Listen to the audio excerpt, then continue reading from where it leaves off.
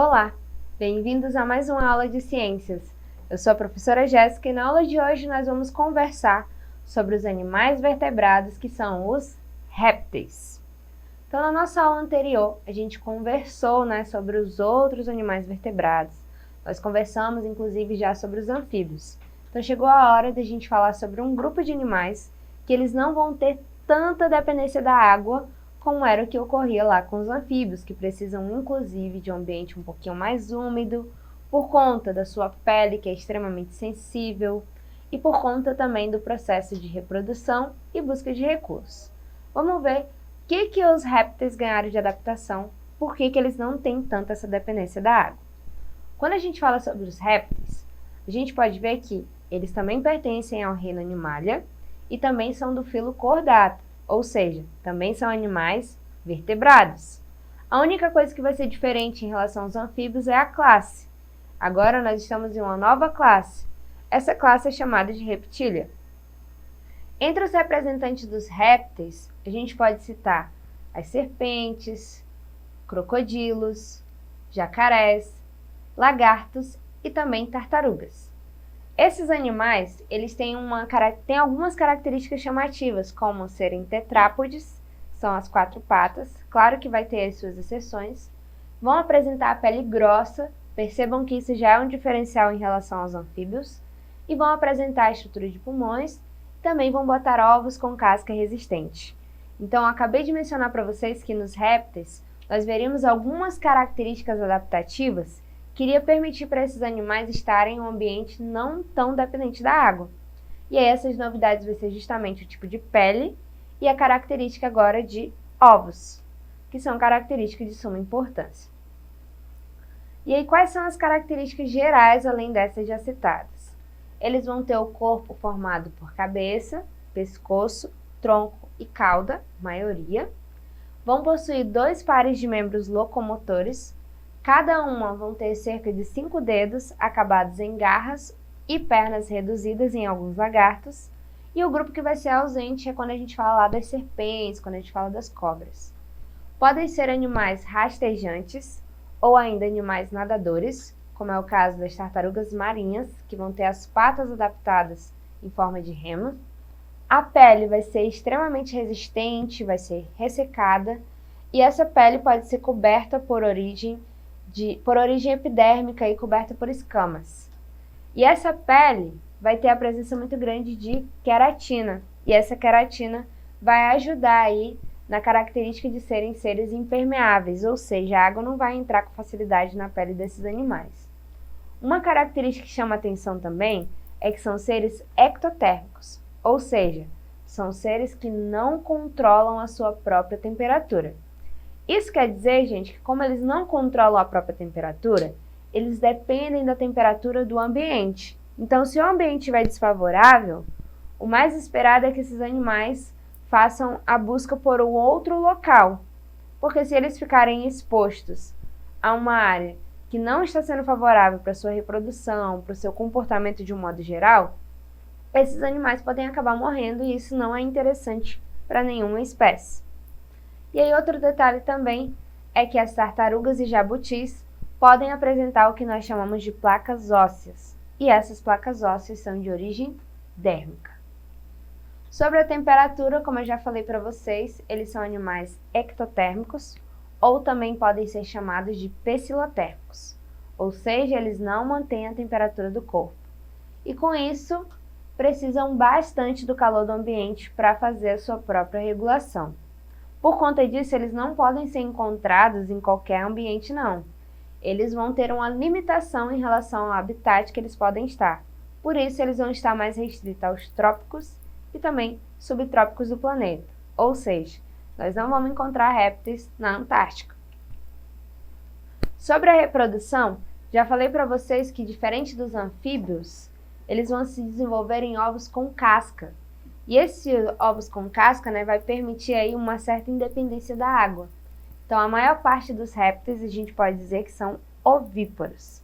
Apenas algumas cobras e lagartos são ovovivíparas. Tá? Nesse caso, esse ovo não necessariamente vai estar na mesma condição daqueles que o ovo fica ali, separado da mãe, e aí o filhote, no momento certo, vai nascer. Tem uma certa diferença. E sobre o sistema digestório e alimentação, como é que esses animais fazem para se alimentar? O que chama a atenção? Primeira coisa, o sistema digestório dos répteis é um sistema completo. Eles vão ter, então, a estrutura da boca e a estrutura da cloaca, que é o que chama atenção para ser completo. Ou seja, eles vão ter uma estrutura para receber o alimento e uma estrutura para eliminar aquilo que não foi aproveitado pelo corpo. Então, no caso, o alimento entra pela boca, tem toda a passagem pela faringe, o esôfago, o intestino, o estômago, e aí, finalmente, o que não for aproveitado vai ser eliminado através da cloaca, que a gente vai ver já já, também é uma estrutura que é importante para o processo de reprodução. A maioria dos répteis são animais que são classificados como carnívoros, ou seja, eles se alimentam de carne de outros animais. Algumas poucas espécies são herbívoras, têm uma alimentação mais voltada para a questão dos vegetais, e temos aqueles onívoros, que podem se alimentar tanto de carne como de vegetais. E alguns répteis, como é o caso do jacaré e da mata-matá, são animais predadores que vão ocupar o topo da cadeia alimentar. Professora, desculpa interromper. Matar seria o quê? Deixa eu ver aqui uma imagem para te mostrar. Espera. Porque o jacaré quer ensinar, matar eu tenho que fazer. Se eu fizer matar pro surdo, ele não vai saber o que é. É tipo um cágado. Só uma foto, se tiver uma imagem, eu acho que dá pra mim fazer alguma característica. É um cágado. Ah, ele é... Vamos dizer que ele seria uma tartaruga. De água doce. Caraca, a característica dela também tem as nadadeirazinhas? Tem, só que é da água doce, ó. A diferença é que é da água doce. Ela tem esses chifrezinhos assim, né? Isso. Parece.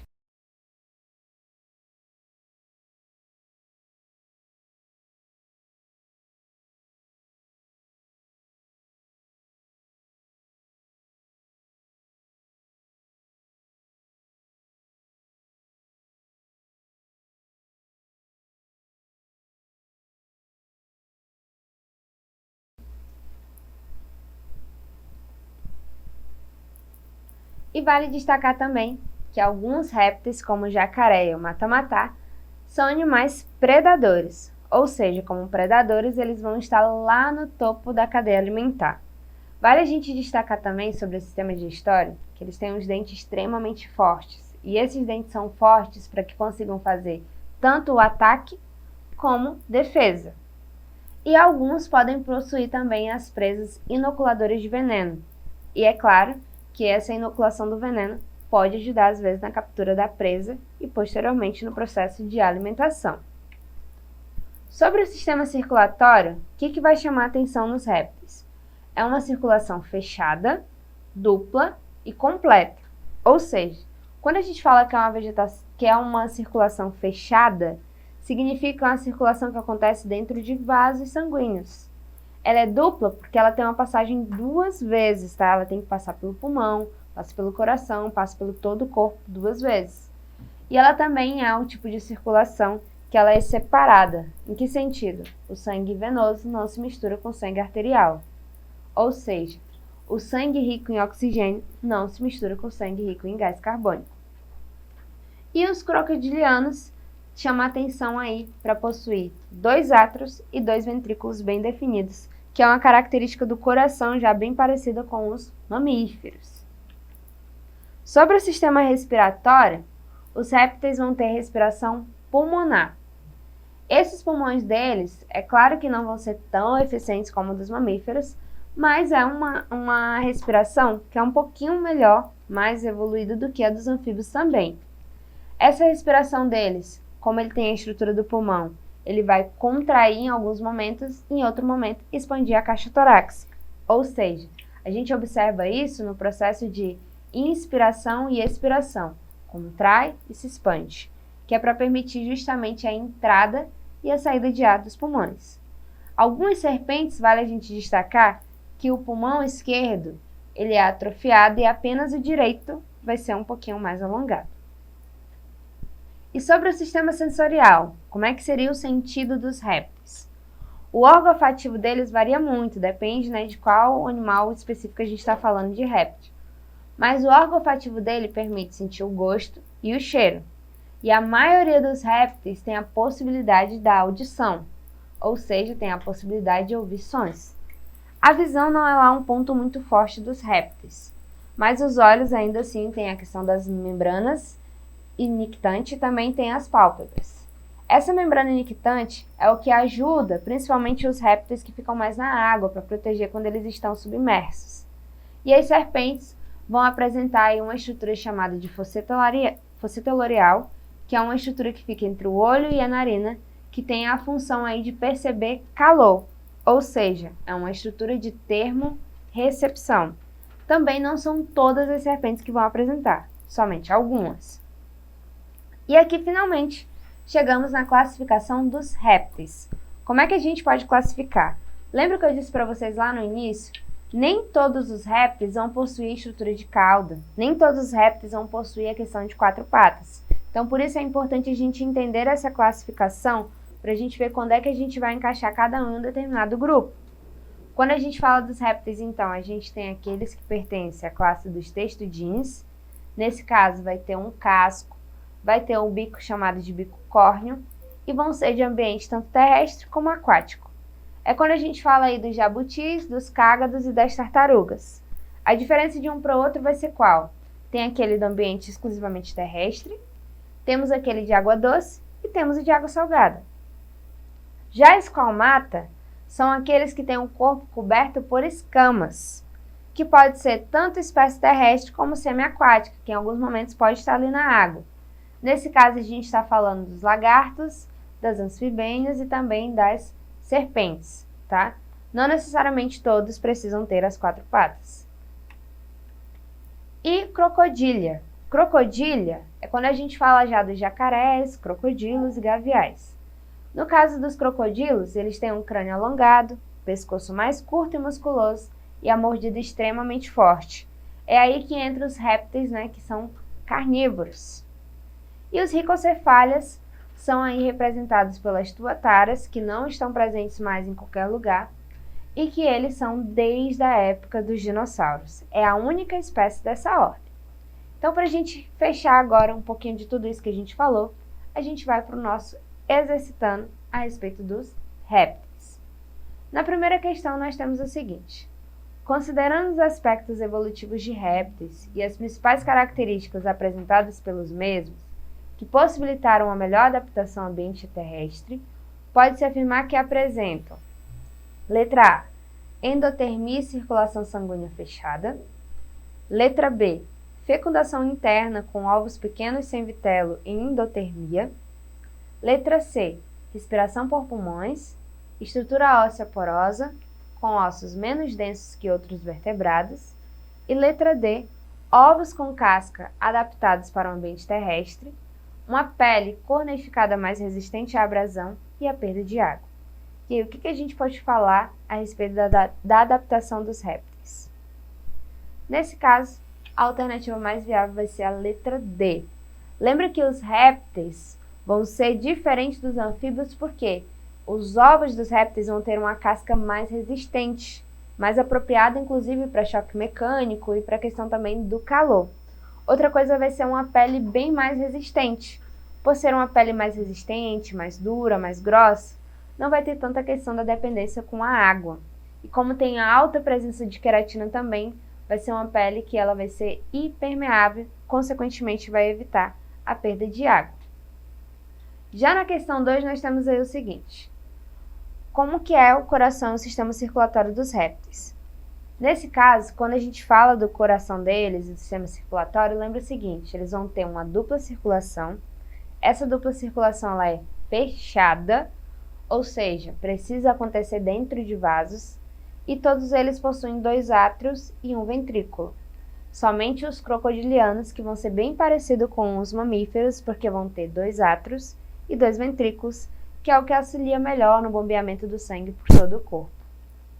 Já na questão 3, a gente tem aí: a excreção dos répteis é realizada graças à presença de um par de rins. Estes produzem a urina, que é conduzida através dos uréteres até a cloaca ou até a bexiga urinária antes de ser eliminada pela cloaca. Os resíduos nitrogenados na maioria dos répteis são eliminados na forma de A. Ureia, B. Ácido úrico, C. Amônia ou D. Ácidos graxos. Nesse caso, o que eles vão eliminar na urina, a gente vai ser ácido úrico. Assim como a urina dos outros animais também precisa ser eliminada para que não fique toxinas dentro do corpo, dos répteis também não seria diferente. Esse ácido úrico precisa ser eliminado do corpo, senão pode começar a fazer algum mal para o seu funcionamento. Então essa foi a nossa aula de hoje. Vocês podem acessá-la mais vezes na plataforma Eduque. Até a próxima aula!